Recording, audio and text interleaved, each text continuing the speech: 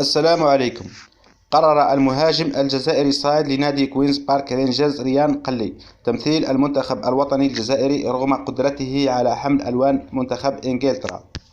وكشف والد ريان قلي في تصريح خاص به موقع لاغازيتا دوفينيك أن نجله يحلم بارتداء قميص كتيبة محاربي الصحراء مستقبلا، ويستهدف صاحب 19 عاما استغلال فرصة ترقيته إلى الفريق الأول لنادي كوينز بارك رينجرز الموسم الحالي وانتزاع مكانة أساسية مستقبلا تسمح له بتفجير طاقاته الهجومية للفت أنظار الناخب الوطني فلاديمير بيتكوفيتش.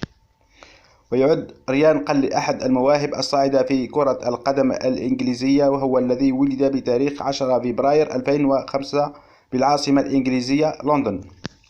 وتدرج المهاجم الجزائري الأصل في الفئات الشبانية لنادي كوينز بارك رينجرز، حيث انضم إلى أكاديمية الفريق عام 2013 عندما كان يبلغ من العمر 8 سنوات.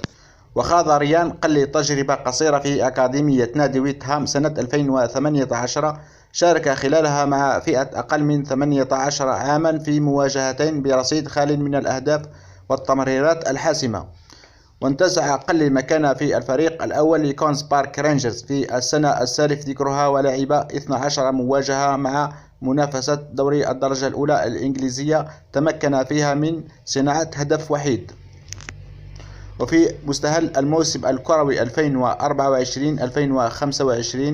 لعب المهاجم الجزائري الأصل مباراة الجولة الافتتاحية من منافسة الشامبيونز شيب، وتم توظيفه كجناح أيسر.